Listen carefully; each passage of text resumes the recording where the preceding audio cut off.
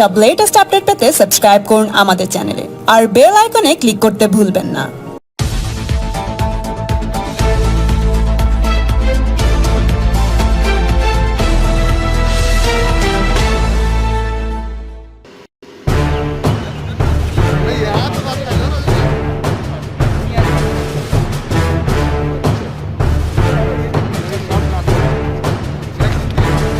चलिए, आप सबका बहुत धन्यवाद और आप सबको भी दिवाली दुर्गा पूजा की बहुत सारी शुभकामनाएं।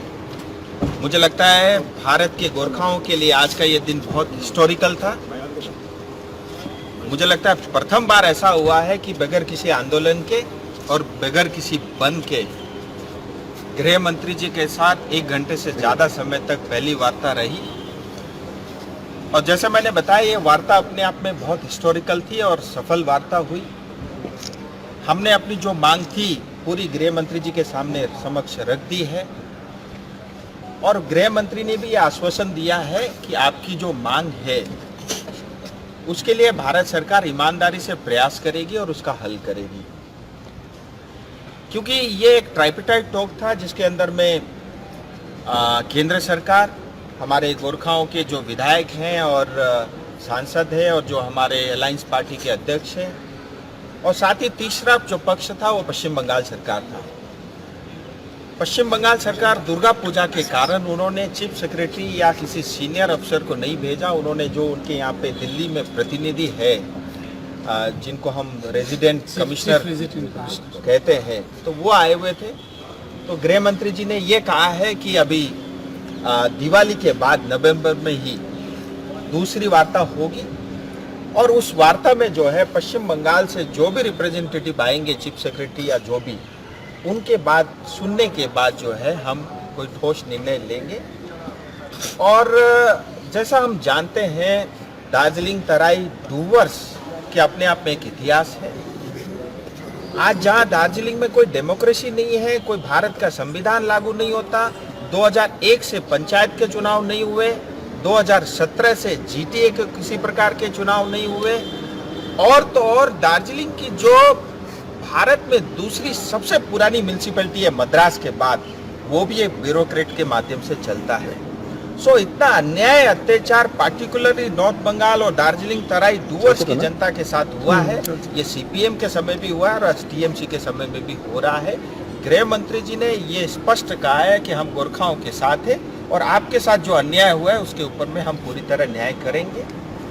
इसी तरह से गोरखाओं में जो 11 जनजातीय उपजातियां जो छूटी हुई है, जो ट्राइबल, बाकी सब ट्राइबल है लेकिन 11 उपजातियां एसटी से छूटी हुई है, उनके भी जो तथ्य है, जो प्रमाण है और जो कुछ भी हमारे पास हिस्टोरिकल डॉक्यूमेंट्स है उसके माध्यम से ये गोरखाओं को जनजाति मिलना उनका एक अधिकार है। क्योंकि 1941 के सेंसस तक वो थे, जब कॉन्स्टिट्यूटेड असेंबली के अंदर में डिस्कशन हुआ उस दिन भी गोरखा एसटी थे, और जो है 51 के बाद के जो सेंसस है उसमें किसी तरह वो छूट गए थे।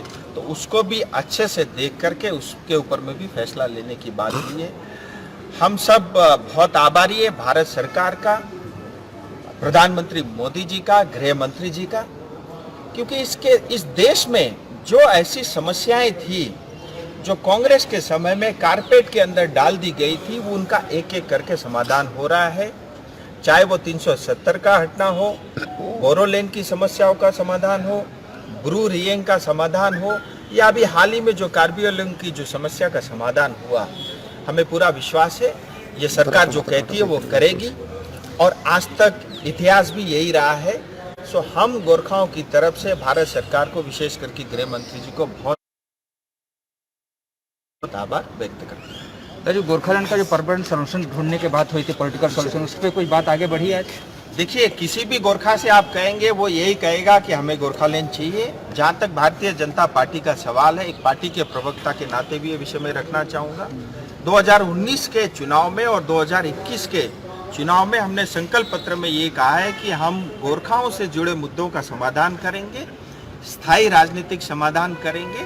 सो हमारी पार्टी स्थायी राजनीतिक समाधान के लिए कमिटेड है, उसी के लिए यह वार्ता थी। राजू जी डिफाइन क्या हुआ, मतलब पीपीएस का डिफाइन किया कि आप लोग ने गोरखालैंड आइदर यूनियन टेरिटरी?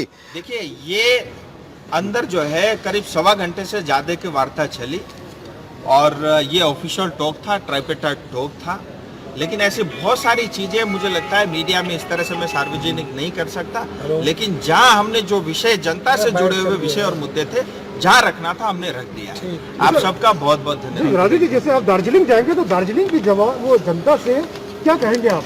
ये वार्ता का नतीजा देखिए कुल मिला के ये एक हिस्टोरिकल वार्ता दादा था तुम्हारा माथा আসছে স্যার ওদের ক্যামেরাটা দে और इतनी सफलता इस पहली वार्ता में हमें मिलेगी हमें इतनी भी आस नहीं थी, जितनी हमारी अपेक्षा थी उससे बेहतर ये वार्ता हुई है और बहुत एक अच्छे माहौल में हुए हैं। और अच्छी बात यह है कि भले ही चीफ सेक्रेटरी नहीं आए लेकिन पश्चिम बंगाल के भी एक प्रतिनिधि बैठे थे और जो हमारे पास खुराक था उनको सारा हमने दे दिया। सर उन्होंने क्या कहा? रेसिडेंट कमिश्नर का क्या था? देखिए वार्ता के अंदर में अमित शाह जी स्वयं उपस्थित थे, 2 MOSP थे, नित्यानंद जी भी उपस्थित थे और साथ ही हमारे डूवर्स के जो हमारे सांसद और MOS है जोन बारला जी हाथ भी। এই তুমি कमिश्नर ने क्या कहा पश्चिम बंगाल की ओर से?